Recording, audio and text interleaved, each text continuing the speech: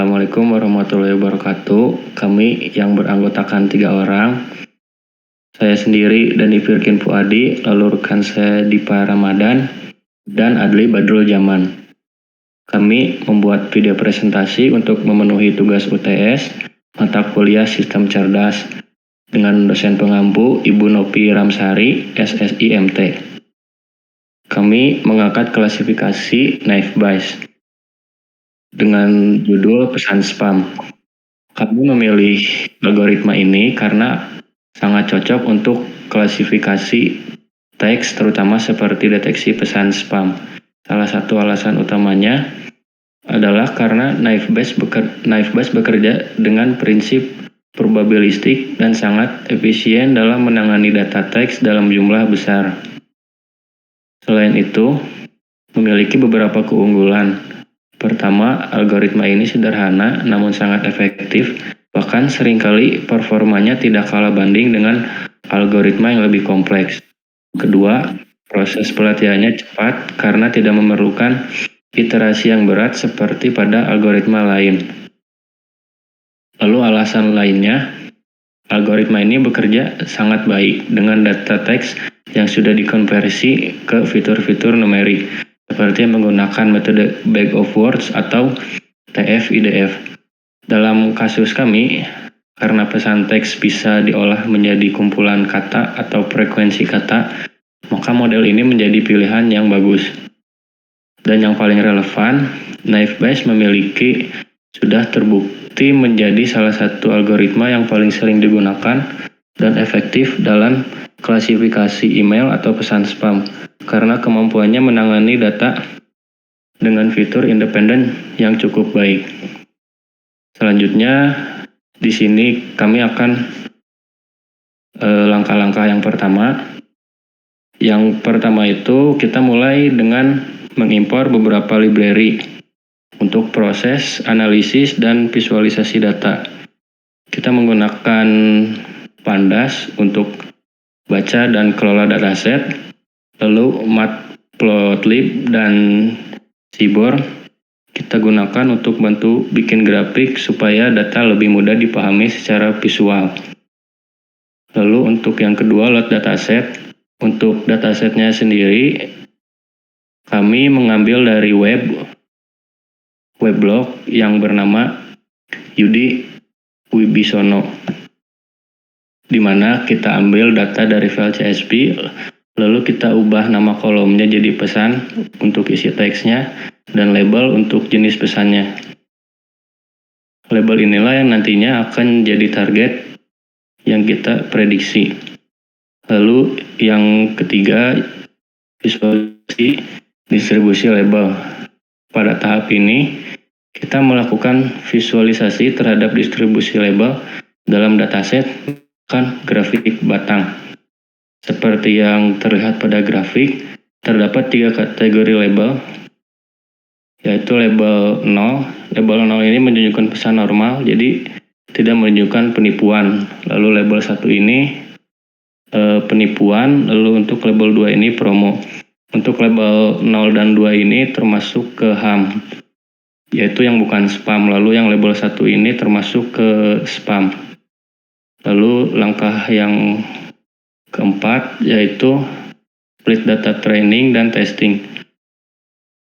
Jadi kita bagi dataset menjadi 2 bagian buat pelatihan dan pengajian.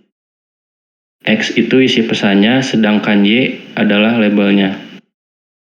Kita bagi datanya 80% untuk data latih dan 20% sisanya untuk data uji. Data latih ini digunakan untuk mengajarkan model cara membedakan jenis pesan, sedangkan data uji digunakan untuk mengetes performa model terhadap data baru yang belum pernah dilihat sebelumnya. Kita juga menambahkan random state supaya hasil pembagian datanya konsisten setiap kali dijalankan. Selanjutnya akan dijelaskan oleh rekan saya Dipa Ramadan. Oke, baik, terima kasih atas penjelasan sebelumnya. Saya Dipa Ramadan. Di sini saya akan menjelaskan untuk bagian pipeline Knife Bash penjelasannya. Nah, di bagian ini kami juga membuat pipeline yang berisi 3 langkah utama untuk memproses teks dan melakukan klasifikasi. Nah, yang pertama yaitu adalah count factorizer yang mengubah data teks menjadi representasi numerik berdasarkan frekuensi data atau biasa yang bisa disebut adalah bag of words. Selanjutnya yaitu adalah yang kedua adalah TF-ID transformer yang memberikan bobot pada kata berdasarkan seberapa penting kata tersebut dalam seluruh dokumen, dikenal dengan istilah TF-PDF. Nah, yang terakhir adalah langkah ketiga, yaitu algoritma multinomial NB, yaitu model naive Bayes yang cocok untuk klasifikasi data teks. Nah, semua langkah ini digabungkan dalam satu pipeline agar proses pelatihan yang prediksi lebih efisien. Nah, selanjutnya itu adalah latih model yang keenam. Nah, setelah pipeline dibuat, langkah selanjutnya adalah melatih model menggunakan data latih, yaitu adalah X-train dan Y-train. Nah, maksudnya kami juga menggunakan fungsi .fit untuk memasukkan data ke pipeline. Nah, proses ini memungkinkan model mempelajari pola dari data teks dan labelnya, sehingga model siap digunakan untuk memprediksi data baru. Selanjutnya yaitu adalah bagian 7, evaluasi akurasi model, yaitu setelah model selesai dilatih, kami juga menguji performanya dengan data uji X-test yang model akan memberikan prediksi, lalu kami bandingkan hasil prediksi dengan label aslinya yaitu Y-test. Nah, dari perbandingan ini, kami juga menghitung nilai akurasi yaitu persentase prediksi yang benar dari total data yang diuji. Nah, nilainya berkisar antara 0 hingga 1. Semakin mendekati 1, berarti model semakin akurat. Selanjutnya itu adalah akurasi modelnya. Selanjutnya adalah bagian 8, yaitu adalah confusion matrix dan classification report. Nah, untuk evaluasi ini yang lebih detail, kami juga menampilkan confusion matrix. Confusion matrix adalah tabel yang menunjukkan berapa banyak prediksi yang benar dan salah dari masing-masing kelas. Nah, dalam kasus ini, kita juga hanya memiliki 2 kelas, yaitu adalah spam dan ham. Nah, karena hanya ada satu data uji, kami juga melakukan confusion matrix hanya menampilkan angka 1 pada kotak diagonal, yang berarti model berhasil memprediksi data tersebut dengan benar.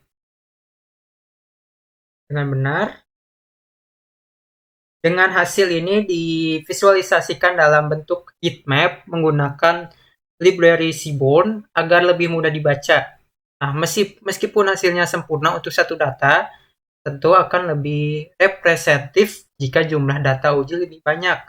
Confusion matrix ini juga bisa digunakan bersama dengan classification report yang memuat metrik evaluasi seperti precision, recall, dan F1 score untuk masing-masing kelas. Selanjutnya akan dijelaskan oleh Adli Badrul Jaman. Terima kasih. Baik, terima kasih untuk Diva Ramadan atas penjelasan sebelumnya. Di sini saya melanjutkan untuk model .fit X-train Y-train. Nah, ini adalah model pelatihan mesin learning yang sudah kami buat untuk mengklasifikasikan naive Bayes. Metode fit ini adalah metode yang digunakan untuk melatih training atau mentraining model tersebut dengan data yang diberikan. Artinya, model ini akan belajar pada data dari input atau output yang kita berikan. Berikut pipeline-nya, yaitu convectorizer, TF-ID transformer, juga multinomial NB yang sudah rekan saya jelaskan sebelumnya.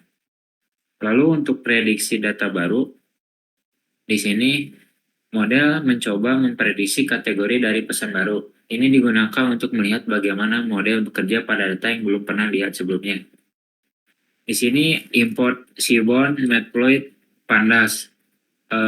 yang sudah dijelaskan oleh rekan saya sebelumnya. Nah, untuk contoh prediksi SMS barunya di sini yang pertama Anda mendapatkan mobil, lalu yang kedua selamat Anda mendapatkan 10 juta. Untuk DF prediksi di sini pesan untuk SMS baru prediksi sebagai prediksi. Untuk print DF prediksi ini untuk menampilkan prediksi, membuat data frame pandas yang berisi 2 kolom. Lalu untuk visualisasinya di sini menggunakan visualisasi kategori hasil prediksi SMS baru yang bisa dilihat pada grafik berikut. Untuk pesan yang pertama, yaitu Anda mendapatkan mobil, itu terdeteksi sebagai spam. Lalu untuk pesan yang kedua juga, selamat Anda mendapatkan 10 juta, itu juga terdeteksi sebagai spam. Lalu untuk yang ke-10 yaitu analisis kata kunci untuk setiap kategori. Nah, pada kolom berikut ini itu bertujuan untuk membuat visualisasi word cloud atau awan kata dari kumpulan pesan berdasarkan kategori tertentu. Misalnya di sini kami mengambil contoh kategori promosi. Nah, langkah-langkahnya yang pertama mengimport library yang dibutuhkan, membaca file dataset yang sudah kami ambil dari sumber yang sudah rekan saya sebutkan tadi, lalu memilih kategorinya yaitu kategori promosi, juga menyaring semua pesan yang termasuk kategori tersebut. Jika ada pesan, digabung dan divisualisasikan dalam bentuk word cloud, yaitu gambar yang menampilkan kata-kata yang paling sering muncul dalam pesan tersebut. Nah, untuk outputnya sendiri di sini tidak ada pesan yang ditemukan untuk kategori promosi. Lalu untuk yang terakhir yaitu bangun. Kami membangun sebuah aplikasi web sederhana untuk prediksi. Yang pertama itu kami menggunakan Gradio. Nah, Gradio sendiri adalah sebuah library Python yang memudahkan pembuatan antarmuka web interaktif untuk model machine learning atau fungsi Python. Sehingga pengguna bisa mencoba model atau fungsi tersebut langsung lewat browser tanpa perlu bikin kode UI yang rumit. Untuk demo webnya sendiri di sini akan saya contohkan teksnya yaitu modal usaha, solusi, kontak hubungi Lia di nomor berikut, juga ada keuangan dan syarat-syarat lainnya. Nah, itu termasuk kategori spam. Berikut yang bisa kami sampaikan, bila ada kekurangan mohon dimaafkan. Sekian dari kelompok kami. Wassalamualaikum warahmatullahi wabarakatuh.